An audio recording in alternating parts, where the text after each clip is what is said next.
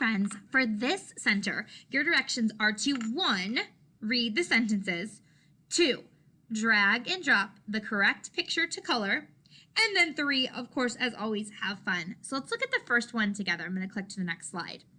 I have the cap. Cap is red.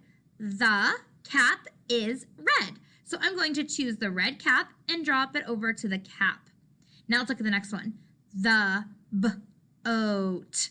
The boat is purple. So I'm going to pull over the purple boat.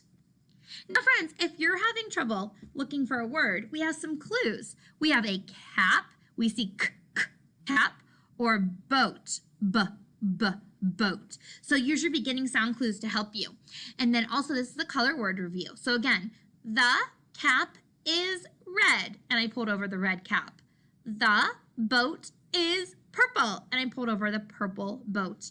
Okay, boys and girls, do your best.